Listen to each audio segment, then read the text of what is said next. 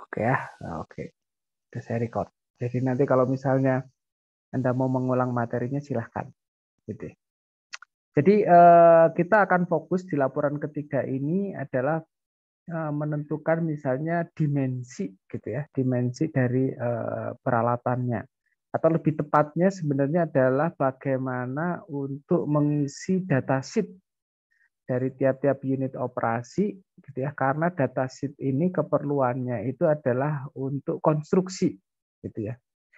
Ketika kita merancang unit operasi atau mau mengadakan unit operasi, pasti harus ada nilai kuantitatifnya. Ya, misalnya panjangnya berapa, diameternya berapa, materialnya terbuat dari apa, gitu ya, ketebalannya seperti apa, gitu ya. Sehingga ini bisa diadakan, gitu ya, bisa direalisasikan. Ya, sekali lagi kita tidak bisa menyebutnya secara kualitatif, gitu ya. Kita butuh separator, gitu. Cuma butuh separator saja, tanpa ada identifikasi separatornya bentuknya seperti apa, apakah kotak, apakah bulat atau silinder atau dan lain sebagainya. Ya, jadi kita perlu menuangkan unit operasi itu secara jelas, ya, tidak hanya gambar, tidak hanya skematik, tetapi juga secara ukuran. Jadi ukurannya berapa. Nah, tentu saja ukuran-ukuran yang nantinya akan kita masukkan di dalam dokumen yang namanya datasheet itu tidak sembarangan, ya. Kita harus memiliki basis ketika kita akan menentukan berapa ukuran yang nantinya akan kita gunakan, ya. Nah, jangan sampai nanti itu ya ukuran yang kita sampaikan satu misalnya ya, itu terlalu kecil. Akhirnya apa kalau misalnya terlalu kecil jadinya menjadikan produksinya tidak maksimal, ya. Jadi produksinya jadi kecil juga atau terlalu besar. Kalau terlalu besar nanti efeknya itu adalah harga dari pabrik Anda atau capex-nya itu akan semakin besar, gitu ya. Atau ukurannya tidak sesuai yang menyebabkan mungkin pabriknya akan beresiko ketika dioperasikan secara safety atau keamanannya itu tidak pas, gitu ya. Bisa jadi nanti ketika pabriknya dioperasi karena ketebalannya mungkin ya terlalu kecil gitu ya sehingga bocor gitu. Nah, oleh karena itu ya dalam hal kita merancang peralatan ini kita harus memiliki basis-basis yang jelas gitu ya. Nah, jadi untuk materi ini tujuannya itu adalah Anda bisa melakukan evaluasi gitu ya dari peralatan pabrik khususnya untuk merancang unit operasinya ya sedemikian hingga nanti rancangan Anda ini bisa dipertanggungjawabkan gitu ya. Nah, ini yang tujuan ini ya. Nah, di dalam merancang atau menentukan basis dari setiap unit operasi gitu ya. Ini kita punya fundamental gitu ya. Jadi fundamental ini sebenarnya sudah disampaikan dalam mata kuliah terdahulu gitu ya. Saya ambil contoh misalnya berhubungan dengan sistem perpipaan. Harusnya ini fundamentalnya sudah Anda dapatkan ketika Anda mengikuti perkuliahan mekanika fluida ya seperti itu. Ya, kita berbicara tentang kolom destilasi gitu ya atau nggak usah kolom destilasi lah. Alat pemisahan dua fasa atau tiga fasa gitu ya. Nah, alat pemisahan dua fasa, tiga fasa itu prinsipnya apa? Prinsipnya itu adalah bagaimana memisahkan fasa. Ya, nah, kalau berhubungan dengan pemisahan fasa, kelihatannya Anda sudah mendapatkan perkuliahan pemisahan atau apa namanya sekarang itu pemisahan divisional ya. Ya. Nah, secara fundamental itu diberikan sudah Anda dapatkan ya dalam perkuliahan misalnya di tingkat 2 dan tingkat 3 ya. Jadi fundamental itulah yang nantinya akan kita gunakan sebagai dasar kita itu menentukan berapa sih ukuran ya atau merupakan sizing dari peralatan yang akan nantinya akan kita bangun gitu ya. Nah, tentu saja fundamental ini akan sangat banyak sekali, akan banyak beragam sekali, gitu ya. Jadi nantinya kita akan dibantu oleh yang namanya standar-standar, ya. Jadi standar pun ini sebenarnya juga banyak, tapi biasanya ketika kita membangun suatu pabrik, gitu ya, ada satu atau dua standar yang nantinya akan diacu, gitu ya. Misalnya contohnya di dalam industri kimia, kalau misalnya berhubungan dengan petroleum, gitu ya, itu ada standar yang namanya API, gitu ya, American Petroleum Institute Standard, gitu. Nah, dari situ, gitu ya, dari standar-standar yang digunakan itu kita gunakan sebagai acuan di dalam kita merancang, ya.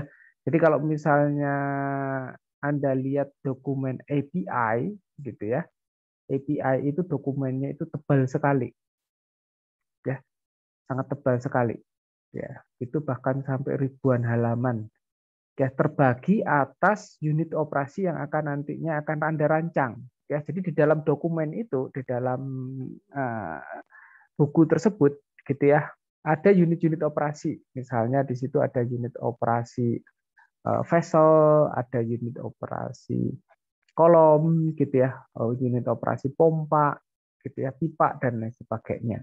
Ya, nah di dalam standar itu dicantumkan guidance, gitu ya, jadi aturan. Ya, aturan bagaimana kita merancang peralatan-peralatan yang nantinya akan kita bangun, gitu ya. Ya, jadi tinggal diikuti aja runtun bagaimana step-stepnya kita itu dalam melakukan perancangan, gitu ya. Jadi sudah ada standar-standarnya. Ya, selain API ada juga standar misalnya ASME, gitu ya. Jadi itu miliknya mechanical engineer, ya. Apa namanya? Nah, jadi standarnya teman-teman kita di mesin, gitu ya. Karena apa? Karena ini semua peralatan itu kaitannya mesti dengan mesin, gitu ya, dengan material dan mesin, ya. Jadi mereka lah yang kompeten untuk apa namanya merancangkan, gitu ya, secara apa namanya realnya itu seperti apa, ya. Kalau kita di disiplin proses, gitu ya, ini biasanya kita ada lebih kepada prosesnya, ya, proses operasinya seperti apa. Tapi mereka lah sebenarnya yang mengejawantahkan, gitu ya, atau merealisasikan dalam bentuk unit operasinya, dimensinya seperti apa dan lain sebagainya, gitu, ya. Terus kemudian selain itu ada juga standar yang lain, misalnya standar GPSA, gitu ya, Gas Producer Association, gitu ya, Supplier and Association, gitu ya. Atau kalau misalnya spesifik, gitu ya, secara spesifik ada juga misalnya untuk heat exchanger atau alat penukar panas itu ada standar namanya tema. Nah, seperti itu, gitu ya. Jadi itu juga ada standar-standarnya, gitu ya. Nah, kenapa ini standar ini harus kita tetapkan, gitu ya, atau kita ketahui ya dalam perancangan? Ini karena ini penting, gitu ya. Nanti kita itu kecocokan desain kita dengan kecocokan desain misalnya owner, gitu ya, pemilik proyek, gitu ya, itu seperti apa, gitu ya. Jangan sampai ini standarnya berbeda. Misalnya pemilik proyek pinginnya itu menggunakan standarnya itu adalah standar API. Terus kita sebagai kontraktor atau yang merancang, gitu ya, atau yang membuat peralatan, gitu ya, kita menggunakan basisnya itu adalah misalnya standar yang lain, misalnya ASME, gitu ya. Nah, gitu ya. Ini yang menyebabkan nantinya terjadi diskrepansi, ya, dari standar-standar ini, ya. Perbedaan satu standar dengan standar yang lain itu biasanya itu adalah pada beberapa asumsi, misalnya di situ adalah safety factor-nya berapa, gitu ya. Ada yang sangat konservatif sekali, gitu ya, terkait dengan safety factor ini atau design factor ini, gitu ya. Ada juga yang tidak terlalu ketat, gitu ya. Jadi perbedaan ini menyebabkan satu standar dengan standar yang lain itu biasanya standar ini bisa jadi itu sangat konservatif sedemikian hingga nantinya unit peralatannya itu akan sangat mahal ya, tetapi sangat safe sekali gitu ya. Ada yang satu yang lain gitu ya, standar yang lain. Oke, ini dari sisi safety-nya sudah cukup gitu ya, cukup gitu ya. Harga peralatan tidak mahal gitu ya. Nah, apa sih kalau misalnya terkait dengan harga peralatan mahal nggak mahal itu bisa jadi ini akan menyebabkan perbedaan misalnya pada lifetime dari peralatan tersebut gitu ya. Ada yang dia menggunakan standarnya lifetime-nya memang 10 tahun ke atas gitu ya. Ada juga yang tidak mendefinisikan gitu ya. Nah, itulah. Jadi perbedaan dari standar-standar tersebut gitu ya, ini akan sedikit memberikan perbedaan kepada nantinya itu adalah keekonomian dari pabrik ya. Nah, kalau kita berbicara terkait dengan unit operasi gitu ya, kalau kita melihat suatu unit operasi ya, tanpa melihat kita itu sistemnya seperti apa, rangkaiannya seperti apa gitu ya.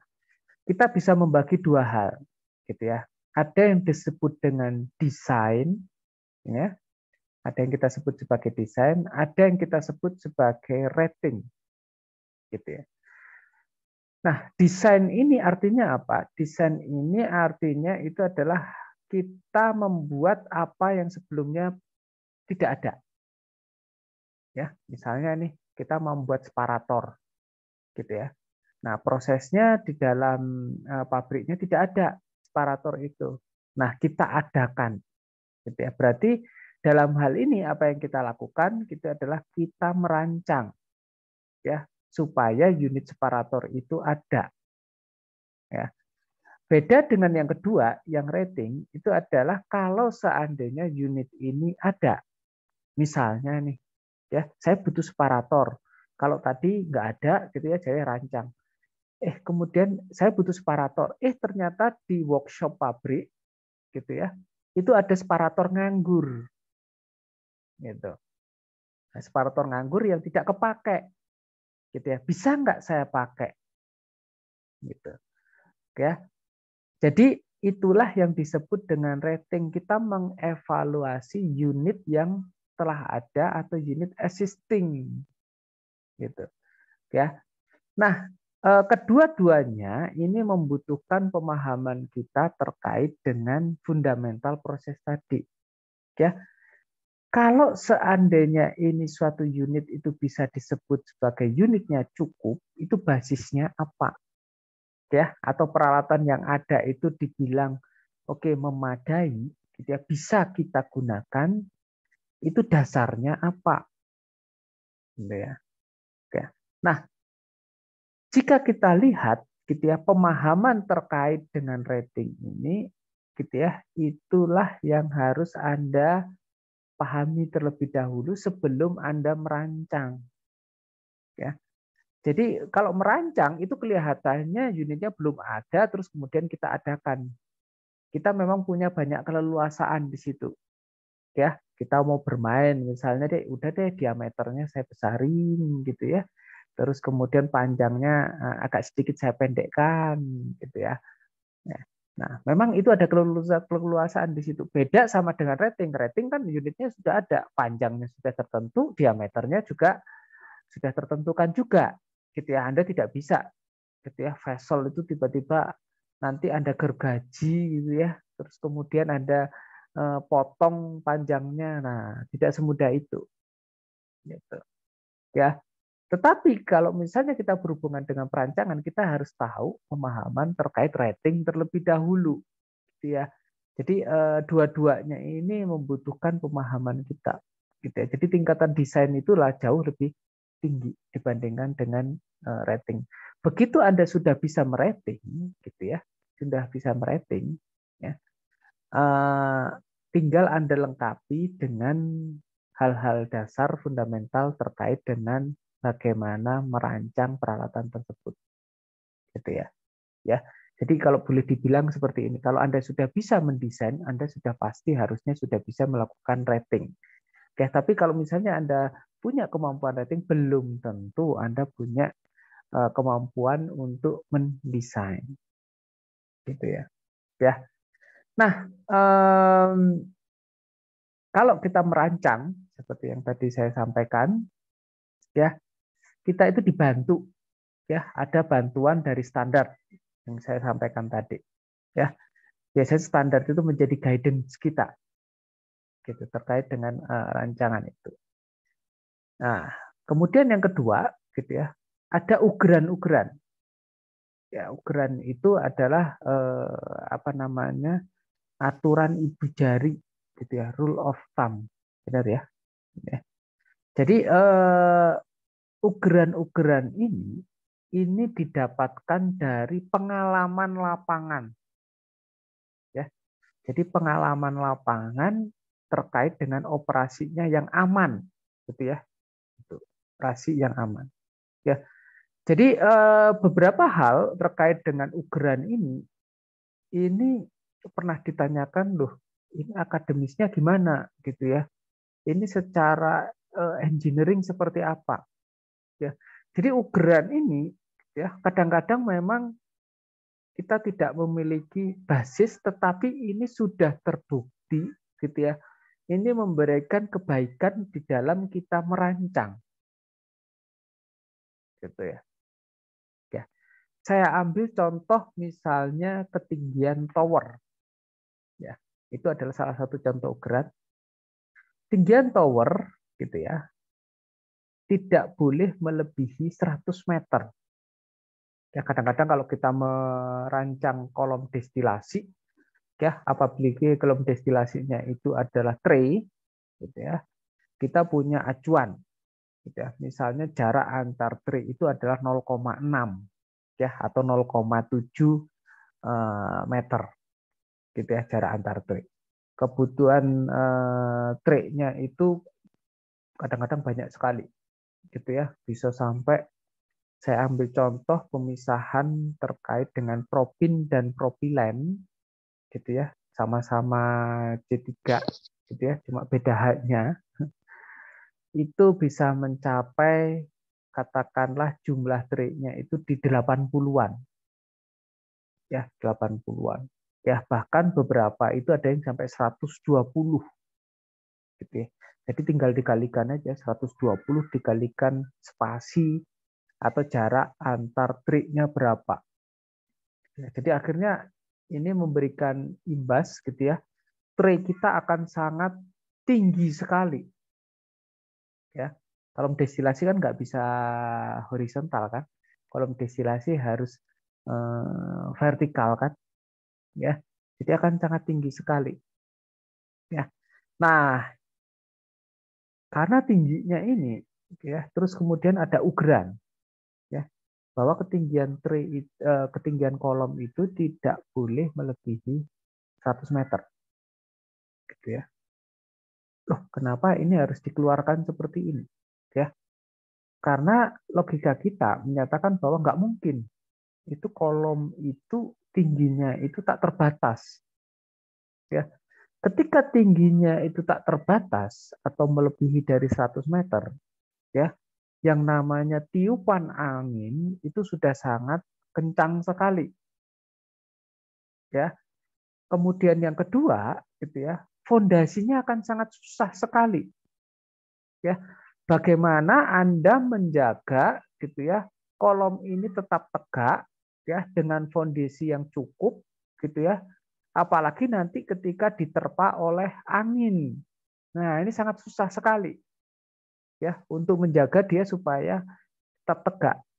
Maka itu dikeluarkanlah yang namanya suatu ugeran, ya, bahwa kalau misalnya kita itu mau mendirikan suatu kolom, gitu ya, ada baiknya kolom ini, ya, tidak usah terlalu tinggi, gitu ya, atau kurang dari 100 meter. Kalau 100 meter itu masih memungkinkan kita menjaga dengan baik, gitu ya, supaya dia vertikal, ya, tidak meliuk-liuk, gitu ya, selama diterpa angin, gitu ya. Terus kemudian fondasinya juga masih cukup gitu ya untuk menahan beban secara vertikal. Ya, nah keluarlah ugeran itu. Jadi kalau misalnya kita lihat gitu ya, asalnya dari mana sih yang namanya 100 meter itu? Asalnya itu adalah dari pengalaman industri, pengalaman lapangan gitu ya. Jadi yang menyebabkan wah ini kalau misalnya lebih dari 100 meter kita nanti akan mengalami permasalahan mekanikal ya dan sivil juga. Bagaimana kita bisa menjaga supaya nanti kolomnya tetap tegak berdiri gitu ya.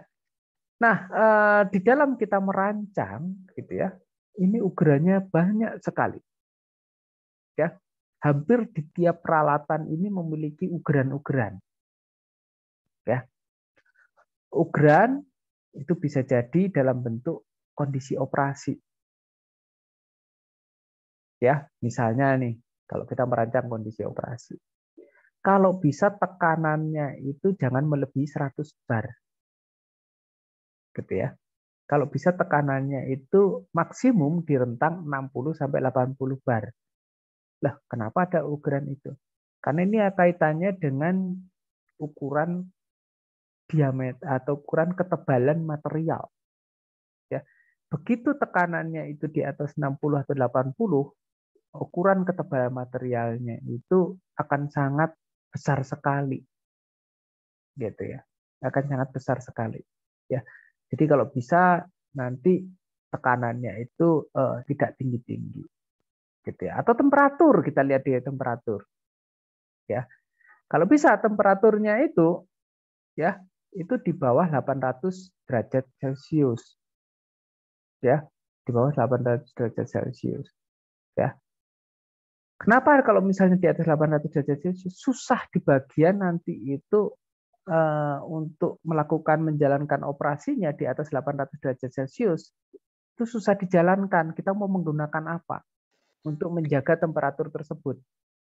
Gitu ya. Apakah kita akan mau menggunakan apa namanya steam? Steam nggak ada yang bisa sampai situ. Gitu ya. Akhirnya apa? Akhirnya kita akan menggunakan material apa namanya utilitas gitu ya untuk media pemanasnya itu misalnya dengan menggunakan hot oil ya. Nah, kalau sudah menggunakan hot oil berbeda lagi gitu kan sistemnya gitu ya. Jadi sistemnya nanti itu harus mensuplai lagi hot oilnya gitu ya, sistem pemanas hot oil gitu ya dan lain sebagainya ya. Jadi ada ugeran-ugeran yang berhubungan dengan kondisi operasi, ya. Tetapi kalau misalnya memang kondisinya memang harus ekstrim, gitu ya, harus dijalankan dengan ekstrim, ya terpaksa harus kita jalankan. Misalnya contohnya saya kembali lagi ke dalam ugeran yang berhubungan dengan kolom tadi, gitu ya, pemisahan propin dan propilen di perusahaan petrochemical, gitu ya. Apa yang harus dilakukan, gitu ya? Towernya itu bisa tingginya itu bisa mencapai sekitar 160-an meter. Apa yang harus mereka lakukan? Akhirnya mereka potong menjadi dua, gitu ya. Karena mereka tidak bisa menghindarkan itu. Memang susah ini pemisahannya. Butuh jumlah traynya itu banyak, gitu ya. Oleh karena itu, supaya menghindari yang namanya tadi itu, ya apa yang dilakukan? Ya udah kita potong aja menjadi dua bagian gitu ya. Jadi enrichment dan strippingnya itu kita pecah menjadi dua gitu ya. Jadi ada dua kolom yang sebenarnya ya, bagian atas dari kolom yang pertama itu lanjut ke bagian bawah kolom yang kedua gitu ya. Harusnya sih mereka itu vertikal lurus gitu ya. Tapi karena batasan 100 itu tadi tidak bisa dijalankan gitu ya atau tidak bisa dibangun. Jadi harus dipotong menjadi terus kemudian ada ugeran-ugeran yang berhubungan dengan misalnya contohnya ini parameter interaksi. Gitu ya. Contohnya yang bisa saya sampaikan tuh misalnya kalau kita memisahkan yang namanya minyak dengan air gitu ya, minyak dengan air ya, itu butuh berapa lama ya?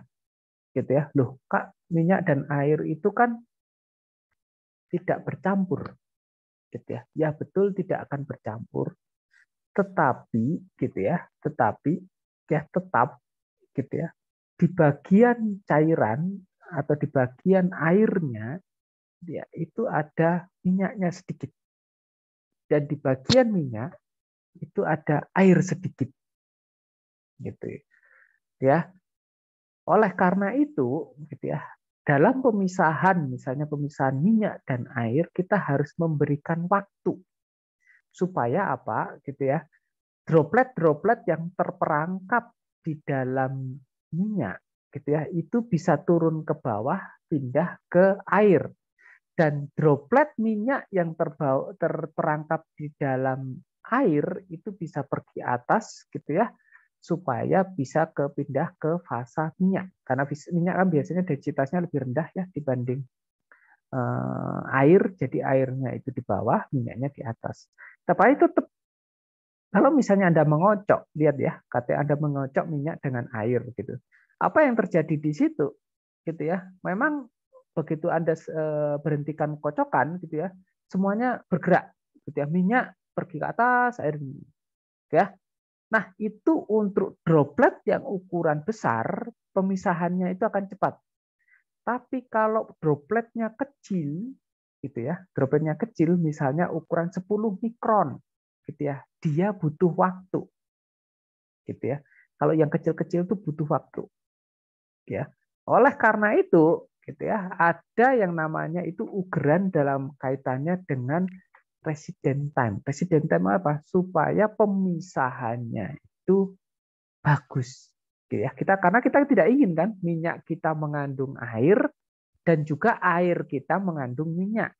Jadi kalau misalnya dipisahkan itu adalah benar-benar menghasilkan minyak tanpa air dan juga air tanpa minyak. Seperti itu. Ya. Nah, itulah yang disebut dengan ugeran di parameter kimia. Jadi waktu tinggal yang optimum. Gitu ya. Terus kemudian kecepatan keseimbangan desorpsi. Terus kemudian ada kinetika, ya. Dan kemudian yang terakhir itu adalah terkait dengan operabilitas atau hal-hal praktis, ya. Contohnya kalau misalnya yang praktikal itu adalah misalnya kalau kita bikin vessel gitu ya, ada yang namanya panjang dibagi dengan diameter atau L per D ratio yang optimum gitu ya. Nah, itu adalah dari sisi operabilitas praktikalnya. Gitu ya, praktikal di lapangan ketika kita merancang itu berapa yang enak gitu ya. Ya. Jadi diameter apa namanya? Vessel kita itu tidak terlalu apa namanya? Panjang tapi ceking gitu ya. Tapi tidak terlalu bulat juga. Tidak terlalu gendut, pendek, gendut gitu enggak. Gitu ya. Tapi yang optimumnya seperti apa? Nah, itu ada yang namanya ukuran-ukuran untuk operabilitas. Gitu ya. Nah, ini terkait dengan standar. Tadi sudah saya sampaikan bahwa kita itu dibantu ya, engineering itu tidak kita membuat standar sendiri, membuat aturan perhitungan sendiri, tetapi kita itu dibantu dirancangkan. Sudah ada ugeran-ugerannya atau sudah ada standar-standarnya. Ya, saya ambil contoh misalnya di sini gitu ya, untuk menentukan ukuran pipa gitu ya, itu sudah ada standar yang namanya API RP14E gitu ya. Nah, itu sudah bisa Anda gunakan gitu ya. Tinggal dibuka aja API 14E terus kemudian gimana sih tentuin pipa. Nah, itu di-follow aja, diikuti gitu ya. Atau dimensi vessel itu dengan menggunakan API RP12J gitu ya. Jadi API ini standarnya American Petroleum Institute misalnya gitu ya.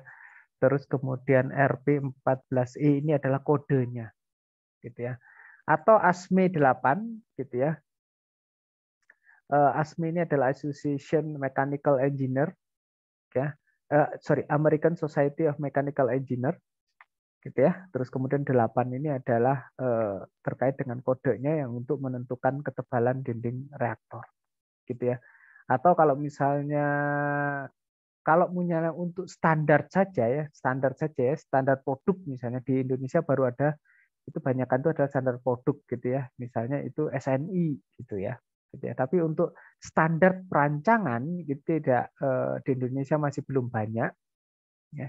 kita biasanya kalau membangun pabrik itu rujukannya masih menggunakan standar-standar dari luar, gitu ya. Oke, baik. Saya akan mulai gitu ya terkait dengan apa aja standar yang berlaku ya atau ugaran-ugaran yang berlaku kalau misalnya kita berhubungan dengan perancangan gitu ya. Saya mulai untuk unit yang paling sederhana gitu ya, yaitu pipa dan vessel nozzle. Gitu ya. Sudah ada yang tahu vessel nozzle itu seperti apa? Ada yang tahu? Ini yang sebentar nih sudah lihat ke pabrik itu siapa nih? Hampir semua sudah ke pabrik ya, gitu ya. Nozzle itu kayak sprayer bukan ya, Pak? Vessel nozzle, ya. Ya, jadi sebentar. Tadi Raffi apa? Raffi, maaf Raffi. Eh, kalau saya untuk vessel nozzle belum tahu, tapi untuk nozzle-nya itu kalau nggak salah kayak sprayer gitu ya, Pak? Nah, nozzle memang ini ya, kata yang umum ya, kata yang umum di dalam. Ya, ini pen saya sudah terlihat pen. Ya, saya coba akan menggambar dengan menggunakan pen. Ya, terlihat ya, Raffi ya. MS Belum Pen. muncul, Pak. Hah? Masih PowerPoint sih, Pak, di kalau di saya. Oh, ya udah saya screen aja lah. Oke ya. Nah, sekarang udah kelihatan ya. Sudah, Pak. Oke. Kalau kita punya yang namanya vessel-vessel gitu ya, biasanya kita ada gitu ya. Terus kemudian ada gini ya. Oh, ketebalannya beda.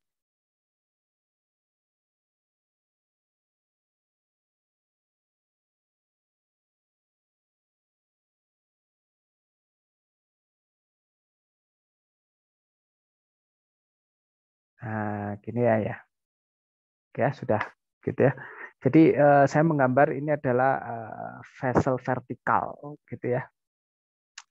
Nah, bentuknya ini kalau misalnya kita lihat skematik, pasti kalian juga sudah tahu ya arti gambar ini apa, gitu ya. Ini adalah bentuknya itu adalah silinder, gitu ya. Bukan kotak. Kok bisa bukan kotak? Lah ini ya di bagian atas dan di bagian bawahnya ini ada cembung dan ada cekung, gitu ya. Jadi itu menandakan bahwa ini nanti itu bentuknya itu adalah silinder, gitu ya. Nah, tentu saja gitu ya. Kalau kita berbicara vessel gitu ya, kita harus berbicara juga ini masuknya di mana, keluarnya di mana. Gitu ya. Nah, inilah yang disebut sebagai vessel nozzle gitu ya, tempat masuk dan tempat keluar ya. Jadi kalau misalnya kita gambarkan, ini yang biasanya itu kalau di dalam skematik itu gambarnya nah kayak gini nih.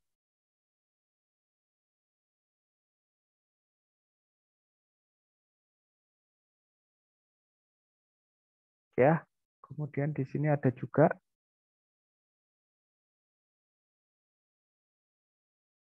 Nah, ini. Jadi inilah yang kita sebut sebagai vessel nozzle.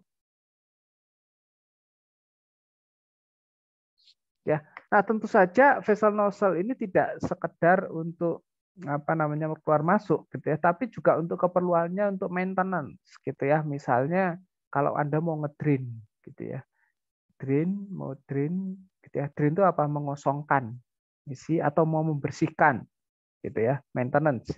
Biasanya di sini dikasih juga.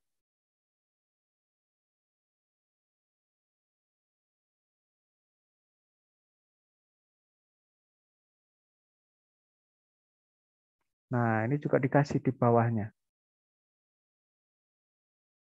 Ya. Jadi atau kemudian nozzle kecil-kecil gitu ya yang dibutuhkan untuk misalnya untuk keperluan sensing, sensor gitu ya. Misalnya di sini juga ada nanti gitu ya. Nah, misalnya Anda mau memasukkan alat pengukur temperatur gitu ya misalnya, atau alat pengukur level gitu ya. Misalnya di sini ada cairan gitu ya, ada cairan di sini. Nah, gitu ya, ada cairan di sini. Nah, ini alat pengukur levelnya gitu ya, yang Anda masukkan di situ. Ya.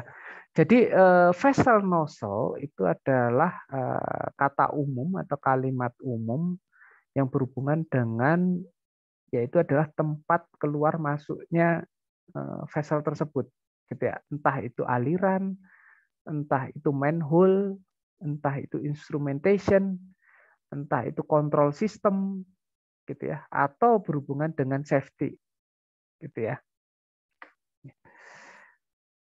Oke, saya kembali lagi ke sini. Nah, di dalam kita menentukan ukuran pipa atau ukuran vessel nozzle gitu ya, itu ternyata ada aturannya gitu. Ya, tidak sembarangan kita menentukan udah ini untuk masuknya vessel ini kita kasih aja 3/4 inch gitu ya. Apa namanya, untuk keluarannya itu kita kasih 5 inch atau 6 inch gitu ya. Itu ada aturannya gitu ya. Aturannya apa gitu ya? Anda bayangkan kalau misalnya ini terhubung dengan pipa gitu ya. Pipa ini karena kita mau memisahkan, contohnya itu adalah misalnya gas dengan air. Berarti artinya apa? Ketika masuk itu akan mengandung cairan. Di sini akan mengandung cairan nih. Ya. Apabila ini terlalu cepat, yang terjadi itu adalah cairan ini akan nabrak dinding sini. Nah, efeknya apa? Ini nanti kalau kelamaan gitu ya, tiap hari, setiap detik, setiap menit itu ketabrak oleh cairan gitu ya. Ini nanti bisa yang namanya terjadi dinding yang bagian kanan ini nanti melengkung. Ya, karena apa? Ya ketabrak terus gitu ya. Ketabrak cairan yang ada ke sini gitu ya, ditabrak terus gitu ya, sampai akhirnya nanti bisa juga ini robek gitu ya. Jadi kalau misalnya kita perhatikan gitu ya, cairan masuk ini harusnya pas gitu ya. Nah, ke bawah sini. Ya. Oke. Nah, tapi ini juga nggak boleh terlalu pelan. Kalau terlalu pelan nanti Anda yang jadinya itu adalah melebar ke sini nih.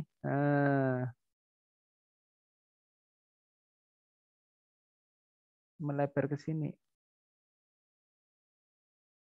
Gitu ya. Jadi memang di sini ini harus ada yang namanya berapa sih kira-kira yang pas gitu kan. Berapa sih kira-kira yang ini supaya nggak keceng-kecengan, nggak juga terlalu lambat gitu. Nah, oleh karena itu adalah yang namanya itu rule of thumb gitu ya. Nah, untuk perhitungannya itu sudah ada rumusannya, yaitu ada disebut sebagai superficial critical, VCR. Gitu adalah sama dengan C dibagi dengan akar densitasnya dia. Gitu ya. Jadi itu adalah rumusan umum. Ya, tapi biasalah ya. Engineer tuh biasanya males gitu ya. Aduh, kok ada ketemu lagi dengan yang namanya persamaan ini. Melihat matematik aja udah males gitu ya, melihat apalagi menghitungnya. Nah, oke lah gitu. Biasanya apa yang terjadi di situ gitu ya, rekomendasinya itu adalah ini nih. Gitu ya. Pointer tuh gimana sih ngeluarin pointer? Ada yang tahu ngeluarin pointer tuh gimana? Ini dia.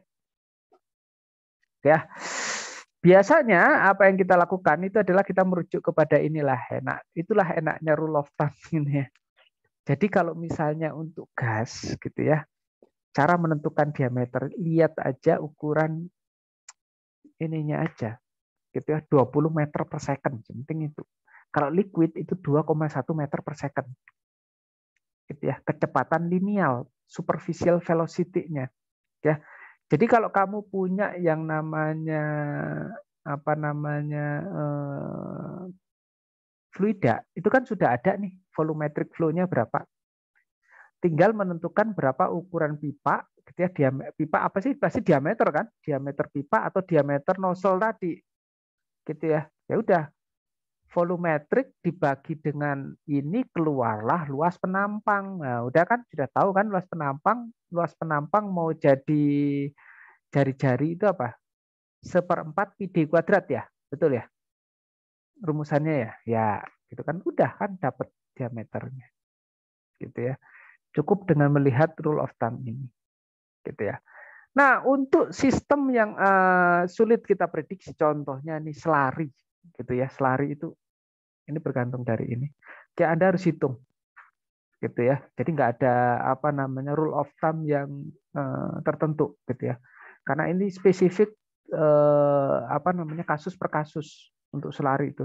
Selari itu bisa jadi 80% padatan, bisa jadi 20% aja padatan. Nah, itu akan berbeda, gitu ya. Jadi Anda harus apa namanya menentukan sendiri dengan rumusan yang ada. Tapi kalau generalnya secara umumnya gitu ya, kalau misalnya gasnya bersih atau fluidanya bersih gitu ya, gas saja atau liquid saja ini kita bisa gunakan ini. Ya, itu untuk pipa dan vessel nozzle. Kemudian untuk separator seperti apa? Gitu ya. Kalau untuk separator gitu ya, itu terbatasi dengan waktu tinggal. Ingat ya, separator itu tujuannya itu ini bukan kolom distilasi loh ya. Ini cuma separator fasa saja. Ya, Anda memisahkan 2 fasa atau 3 fasa. Pemisahan 2 fasa 3 fasa itu adalah pemisahan mekanikal. Ya, beda dengan kolom destilasi gitu ya. Makanya kolom destilasi itu disebut pemisahan difusional. Nah, gitu ya. Kita bermain dengan keseimbangannya dia, ya. Tetapi kalau di fasa memang ada juga keseimbangan ya. Keseimbangan itu adalah ini keseimbangan misalnya fasa-fasanya dia di fasa yang lain. Ya, tapi itu biasanya kita sebut sebagai ya itu fisis saja. Fisis dalam artian apa? Kita tidak bermain dengan apa namanya keseimbangan yang seperti kolom destilasi. Kita cuma di sini perbedaannya itu adalah bagaimana gitu ya memisahkan droplet-droplet ini. Droplet ukuran ini karena prinsip perbedaan atau prinsip pemisahan dari fasa ini cukup karena perbedaan densitasnya saja ya, jadi densitinya itu yang berbeda ya. Jadi kita cuma menentukan kira-kira waktunya berapa ya untuk memisahkan itu gitu ya. Jadi kalau misalnya perbedaan densitasnya itu tinggi gitu ya, density tinggi itu cukup kita itu menggunakan waktunya itu adalah 3,5 menit. Pentingnya apa 3,5 menit ini? Ini adalah untuk menentukan volume. Volume dari vesselnya berapa. Anda kan punya laju alir kan ya. Laju alir fluid masuk dalam bentuk volumetrik. Volumetrik persatuan waktu. Misalnya nih 1 meter kubik per jam. Ya. Nah, dikalikan resident time-nya ya, misalnya 3 menit. Gitu ya. Atau 1 meter kubik per menit biar gampang ya. Terus kemudian residennya 3 menit, ya berarti 1 kali 3. Anda membutuhkan volumenya adalah 3 meter kubik untuk menghandle 1 meter kubik per menit fluida masuk. Gitu. Ya. Nah, dengan volume Anda ketahui, terus Anda punya yang namanya rule of thumb terkait dengan rasio diameter dibagi kebalik. Rasio panjang dibagi dengan diameter. Nah, sudah Anda bisa menentukan dimensi dari separator tadi.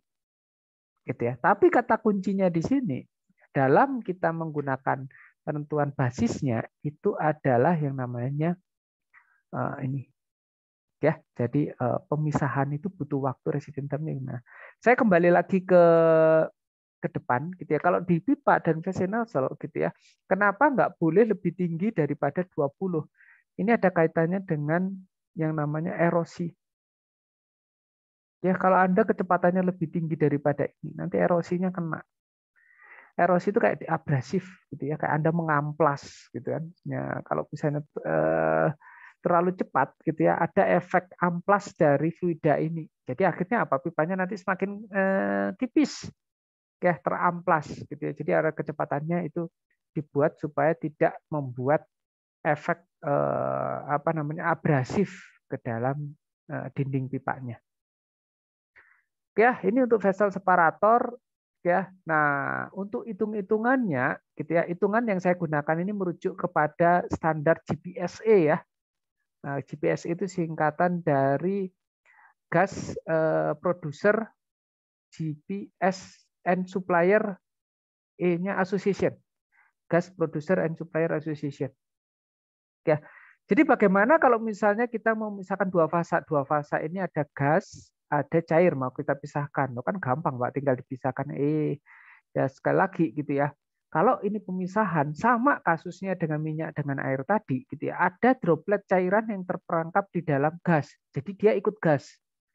Itulah kenapa gas kita jadi masih basah istilahnya, gitu ya. Karena di situ droplet cairannya belum kita pisahkan, gitu ya. Sama juga kalau yang di bagian bawah itu ada titik-titik gas yang masih terbawa oleh cairannya. Ya, nantinya kalau kebanyakan titik-titik gas itu menyebabkan yang namanya kavitasi tadi. Ya. Jadi perhitungannya ada, gitu ya. Perhitungannya ada. Konsepnya juga sama, ya. Jadi intinya itu adalah menyediakan waktu yang cukup sehingga gas ini naik ke atas, keluar dari fase bulk cairan dan butiran cairannya gitu ya ke bawah terpisah dari fase bulk gasnya. Gitu ya. Prinsipnya tetap gitu ya, memberikan waktu yang cukup ya. Jadi resident time. Oke. Nah, perhitungannya menggunakan basis ini fisika banget ya, yaitu keseimbangan gaya, ada momentum gitu ya. Terus kemudian ada gaya drag gitu ya, buoyancy dan lain sebagainya. Gitu ya. Oke, ini metodenya gitu ya. Jadi tahun kemarin saya diminta oleh mahasiswa, Pak, tolong diberikan arahan terkait dengan standar-standar yang pernah ini bagaimana menghitungnya. Oke ya, sebenarnya kalau misalnya kalian mulai menghitung yang namanya datasheet tadi, gitu ya, mendapatkan kuantifikasi nilai dari datasheet, sebenarnya Anda sudah mengikuti standar. Ya, ini adalah salah satu contoh, gitu ya, metode untuk menghitung yang namanya waktu tinggal, ya, dengan menggunakan standar dari GPSE. Ya, jadi apa yang kita lakukan, gitu ya, kita mencari yang namanya koefisien drag-nya dulu, ya, berdasarkan Reynolds number, ya. Nah, ini hitung-hitungannya ada, ya. Terus kemudian dari kurva drag koefisien ini kita tentukan kita koefisien drag-nya itu berapa. Ya, setelah kita dapatkan koefisien drag-nya, kita akan dapatkan itu adalah VT, gitu ya. Jadi velocity terminal. Ya, dari velocity terminal tadi, kalau kita sudah tahu berapa di panjang dari vessel kita akan tahu, gitu ya. Jadi panjang dibagi dengan VT itu akan nanti keluar sebagai T, yaitu adalah T resident, gitu ya. Jadi itu adalah waktu tinggal yang kita butuhkan, ya. Jadi ini ada contohnya nggak ya? Ya, waduh, ini contohnya tidak saya sertakan ya, tetapi itu adalah metode bagaimana ini. Ya, nah sekali lagi ya, engineer tuh biasanya malas ngitung, gitu ya, sama dengan saya gitu ya. Kalau ngitung kayak gini gitu ya, Pak, tolong dikasihkan standar ya. Sebenarnya ini standarnya sudah ada, step by stepnya juga sudah ada gitu ya. Tapi kalau misalnya sudah ada rule of thumb-nya, biasanya saya pakai rule of thumb. Ini ya. Misalnya nih, untuk waktu tinggal itu tentukan aja dari perbedaan densitas antara fasa cairan ringan dengan fasa cairan beratnya. Gitu ya. Dari perbedaan ini nanti bisa kita langsung tahu, oh, residennya itu sekian. Ya, nah begitu sudah tahu residen ini, kalikan aja dengan volumetric inletnya, udah ketemu dari ukuran vesselnya. Gitu ya. Nah, untuk ketebalan vessel, gitu ya, ini ada aturannya, ada perhitungannya.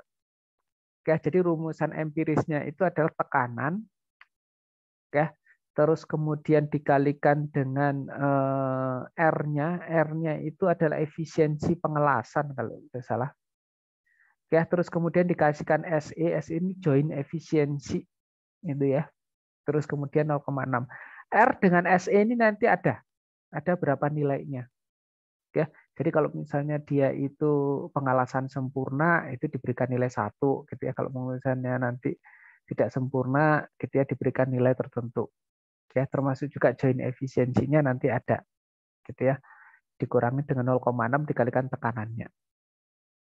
Ya, itu ada untuk menentukan berapa ketebalannya. Nah, ini adalah contoh datasheet ya yang nantinya harus Anda buat di sini ya.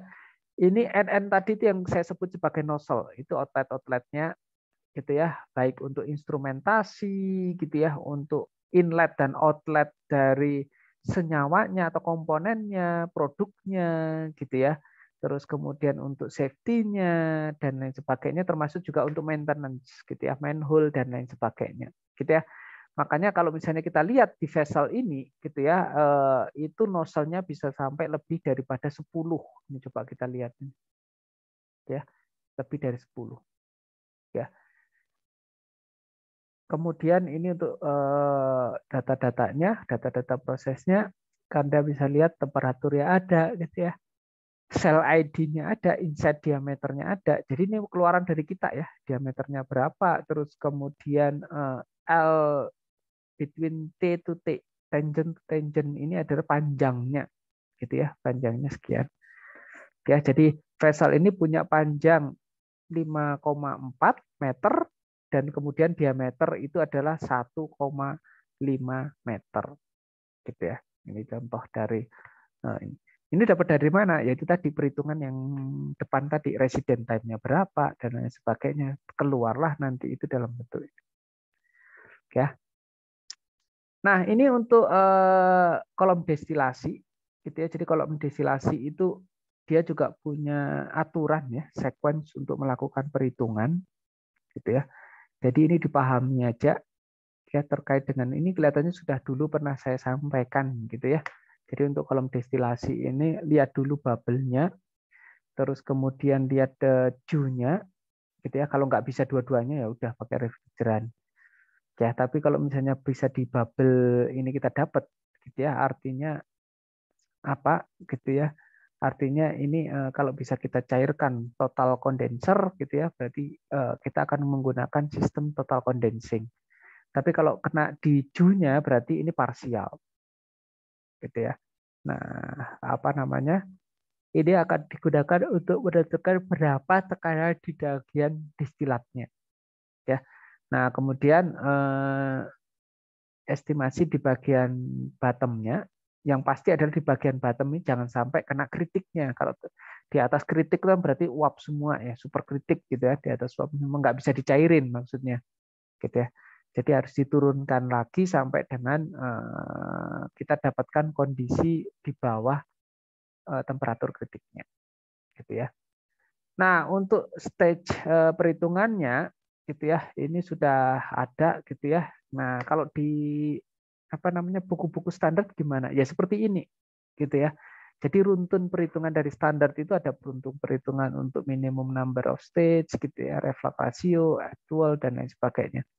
Nah, begini ya para mahasiswa sekalian. Jadi karena mungkin kita sudah terbiasa dengan menggunakan simulator gitu ya, dengan menggunakan software gitu ya. Jadi sebenarnya runtunan ini agak sedikit kita lupakan. Tapi sebenarnya software itu menggunakan runtunan yang ini juga, gitu ya. Cuma kan tidak dijelaskan secara apa namanya gamblang ya di software tersebut ya. Kadang-kadang kita ngeran sudah dapat nih dan lain sebagainya. Sebenarnya dia pakai ini, gitu ya, di dalam softwarenya sudah ini ya. Jadi kalau misalnya kita ngeran software misalnya Aspen HYSYS gitu ya, atau Aspen Plus gitu ya. Kemudian kita dapat berapa jumlah train ya. Sebenarnya kita sudah melakukan runtunan ini semua. Gitu ya. Jadi sebenarnya kita sudah mengikuti suatu acuan dari suatu standar gitu ya. Cuma karena nggak ter ini gitu kan ya. Ya, kalau zaman dulu ketika belum ada software simulator ya, ini benar-benar secara apa namanya ya? Ini kita secara step gitu ya, secara staging kita lakukan gitu ya satu persatu. Gitu kan. Kalau sekarang sudah ada software, semuanya sudah dihitungkan buat Anda. Gitu ya, termasuk perhitungan pressure drop-nya juga sudah dihitungkan, teman. Gitu ya. Nah, apalagi sekarang ya kalau misalnya proses simulator itu gitu ya. Contohnya heat exchanger gitu ya. Itu sudah ada EDR atau HTRI gitu. Ya. Di mana itu sudah bisa kita melakukan evaluasi atau untuk merancang bahkan gitu ya. Jadi kalau kalian sudah bisa mengeluarkan data EDR atau HTRI, udah tinggal dikasihkan ke teman-teman mekanikal. Teman-teman mekanikal nanti langsung bikin itu. Gitu ya, karena mereka butuhnya itu. Gitu ya. Ya. Oke, exchanger kita nanti apa namanya ini untuk heat exchanger ya. Nah, untuk heat exchanger gitu ya, sebenarnya apa yang sudah kalian lakukan pada saat kuliah perpindahan kalor gitu ya, itu sebenarnya sudah mengikuti suatu standar tertentu gitu ya. Jadi kalau misalnya Anda lihat runtunan-runtunannya gitu ya, itu adalah sebenarnya standar, itu isinya ya ini. Tentukan jenis HE gitu ya, tentukan nilai koefisien apakah HE jenis HE ini maksudnya apakah Anda mau menggunakan flat and frame, mau menggunakan shell and tube gitu ya, atau double pipe gitu. Nah, itu. Terus kemudian tentunya perhitungan ini dan lain sebagainya. Nah, ini standar itu sebenarnya isinya ini gitu ya. Prosedur-prosedur untuk melakukan perhitungan ini gitu ya. Nah, ini saya kasih contoh aja gitu ya, suatu standar gitu ya digunakan. Ya, ini adalah standar yang digunakan, yang saya gunakan itu adalah GPSE ya tadi ya. Ya, jadi ini data-datanya nanti Anda bisa pelajari di dalam studi mandiri gitu ya. Nah, ini dia. Berapa tentukan panas yang dipertukarkan ini dengan ini. Kemudian tentukan LMTD-nya. Tentukan faktor koreksi gitu ya, mau pakai 0,9 atau 0,85 atau 0,8 itu adalah dilihat dari chartnya ya. Ya, Anda berapa ini ya. Nah, terus kemudian tetapkan nilai U, tetapkan nilai A. Nah, ini contoh standar ya. Nah, contoh standar yang bisa nanti gitu ya. Nah, ini contohnya sudah ada ya di sini ya. Oke. Terus kemudian untuk absorber gitu ya. Jadi kalau apa namanya absorber ya, liquid, solvennya itu darah liquid, itu mirip dengan kolom destilasi. Ya. Karena di situ ada uap, ada cair. Tapi kalau absorber dengan padatan, padatannya itu statis gitu ya. Ini ada ukuran yaitu adalah tentukan kecepatan superficial mengalir. Ya. Saat cairan melewati padatan itu 20 sampai 60 meter per sekon, sedangkan gas itu adalah 600 meter per jam ya, bukan per ini ya. Ya, jadi apa namanya ini relatif sangat pelan gitu ya. Nah, tentu saja pelan karena apa? Ini kan proses absorpsi itu hampir dipastikan bahwa proses absorpsinya itu akan berjalan sangat lambat bergantung dari pertemuan antara padatan dengan cairan tersebut gitu ya. Nah, biasanya yang kita butuhkan itu adalah berapa sih ukuran vesselnya, kita akan lihat di sini gitu ya. Kecepatan cairan ketika melewati padatan dan kecepatan gas ketika melewati padatan. Ya, ini kita gunakan. Ya. Terus untuk kapasitas penyerapannya atau kapasitas pengikatannya dari adsorben itu biasanya itu di dalam masing-masing produk itu sudah dikasihkan apa namanya acuannya gitu ya. Jadi misalnya nih penyerapan terhadap metilen blue gitu ya 0,135 kg metilen blue per liter dari resin yang digunakan. Nah, itu ada ya. Jadi dengan basis ini, kemudian dengan basis ini untuk menentukan vesselnya, ya Anda akan bisa menentukan volumenya. Ya. Nah, sekarang kalau misalnya volumenya sudah dapat, mau L per D-nya berapa gitu ya. Nah, dengan menggunakan ini acuan ini. Ya, biasanya rasio L per D itu di kisaran 2 sampai dengan 5. Udah dapat gitu ya. Jadi inilah enaknya kita itu punya rule of thumb. Basis rule of thumb ini yang nantinya akan membantu kita memberikan guidance kita nanti yang optimum berapa. Ya. Nah, seperti itu ya. Jangan ditanyakan, Pak, kenapa sih superficialnya harus 20 sampai 60 gitu ya. Sebagian bisa terjawab, sebagian juga tidak. Kadang-kadang dijawabnya itu ya 20 sampai 60 itu adalah optimum. Gitu ya, pergerakan cairan di dalam padatan sehingga impurities yang ada di cairan itu bisa diabsorb oleh padatan. Gitu ya di sini. Kalau kecepatan, nah belum sempat dia itu padatan nyerap, dia sudah pergi gitu ya, karena kecepatannya yang tinggi sekali. Oleh karena itu kita butuhnya.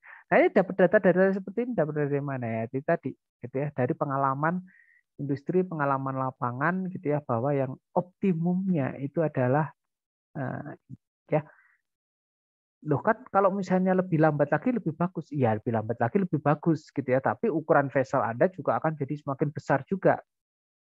Ya. Jadi memang yang dicari di sini itu adalah yang di optimumnya. Oke, baik.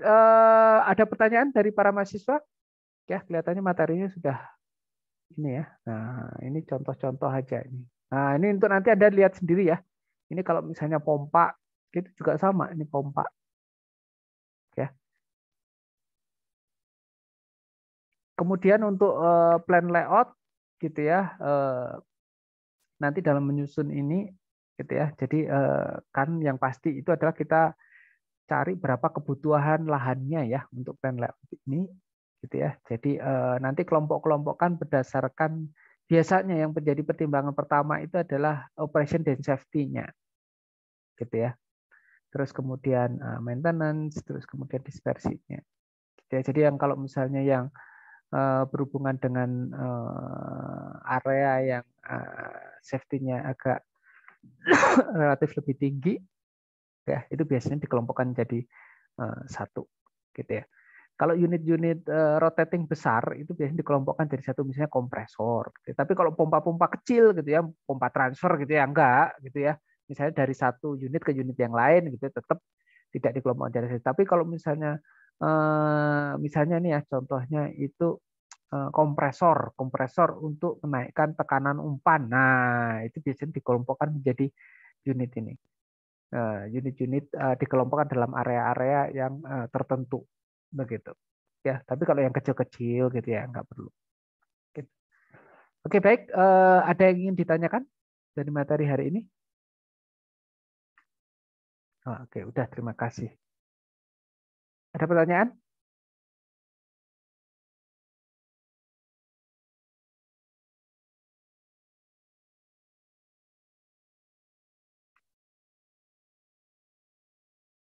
Sumri, ada pertanyaan Sumri? Belum ada, Pak. Oke, udah cukup jelas? Pak. Pak. Ya, silahkan. Ini siapa? Raffi ya? Raffi dulu. Untuk PowerPoint yang tadi itu akan dikirimkan, Pak? Ya, nanti saya kirimkan lah. Ini, atau saya kirimkan sekarang lah. Ya, Pak. Baik, Pak. Terima kasih. Oke, nih, sebentar nih. Saya kirimkan.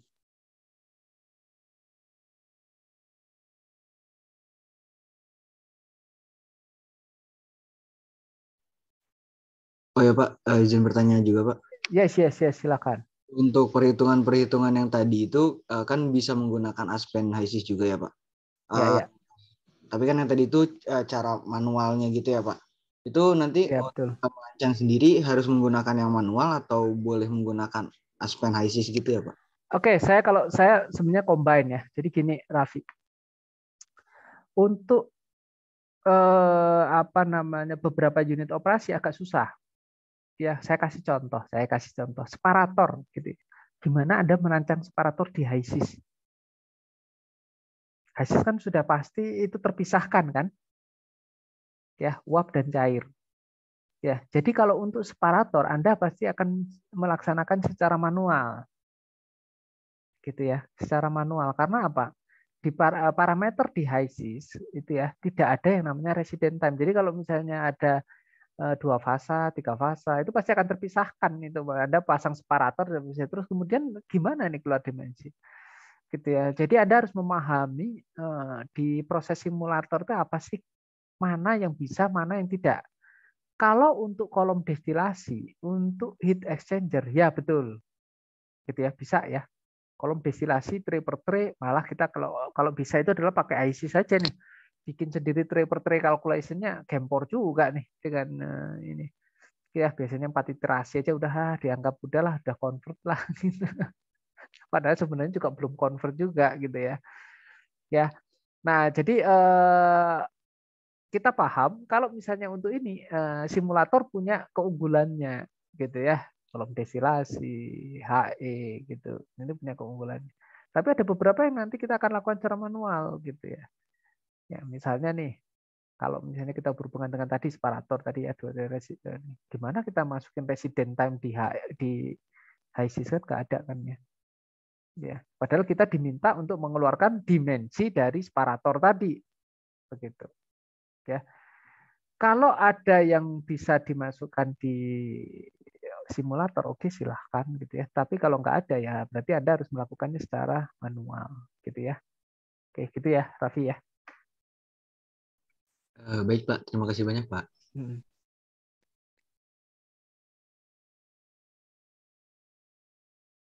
Oke, ada lagi tadi kalau nggak salah siapa tadi yang mau bertanya?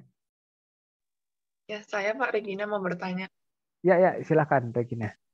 Jadi di pabrik yang kami buat, kelompok kami buat, itu kan mengolah TBS menjadi IVO. Nah, TBS-nya kan disterilisasi terlebih dahulu. Nah, di alat sterilisasi kan tentunya ada inlet buat memasukkan TBS-nya. Nah, apakah inlet itu termasuk nozzle, Pak? Bentuk alatnya seperti apa ya? Ini inletnya itu padatan ya? Iya, inletnya TBS. Besar TBS. kan di inletnya. Iya. Dicacah dulu gitu ya? Atau sudah tercacah? Belum, Pak. Masih TBS full gitu. Oke ya. Memang gini ya. Tapi saya ada slide yang berhubungan dengan solid processing di mata kuliah peralatan proses ya. Gitu ya. Jadi itu pun sebenarnya juga ada rule of thumb-nya gitu ya, terkait dengan solid processing, pencacahan, terus kemudian kalau apa namanya batu-batuan itu digerus gitu ya, jadi ukuran kecil gitu ya, itu juga ada rule of thumb-nya begitu. Ya. Nah, untuk perhitungan nozzle-nya gitu ya, itu tentu saja berbeda gitu ya. Seperti ini kan untuk fluida aja nih, ini fluida maksudnya fluida gas, fluida cair sama selari gitu ya. Tapi kalau untuk yang padatan ya tentu saja berbeda, ya tidak berlaku gitu ya aturan-aturan itu begitu. Oke. Jadi nanti dilihat di apa namanya kasus per kasus ya, Regina ya. Gitu ya. Kita tidak bisa mengeneralisir tadi itu untuk padatan gitu ya. Untuk kasusnya Raffi bisa lah gitu kan, saya maksudnya sudah cairan itu bisa menggunakan itu. Ya, tapi kalau untuk apa namanya padatan nggak bisa. Padatan batu bara, padatan tankos gitu ya, nggak bisa itu. Oke, baik Pak. Untuk rule of thumb-nya apakah kami boleh lihat gitu Pak? Ya. Coba saya lihat nanti ya. Coba saya cek slide ini. Sudah lama saya nggak kaca peralatan proses. Oke, nanti saya kirimkan. Ketika begitu saya dapat.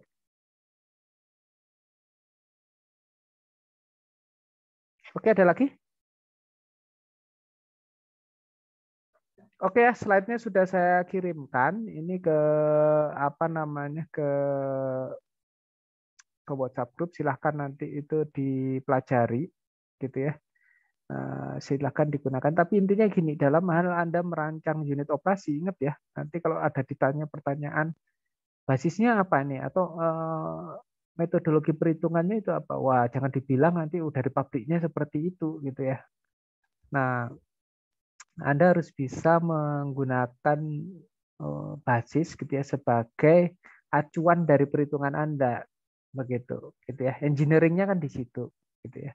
Bukan karena ini wah saya dapat pabriknya seperti ini gitu, enggak gitu ya. Jadi harus cari basisnya seperti apa, gitu ya.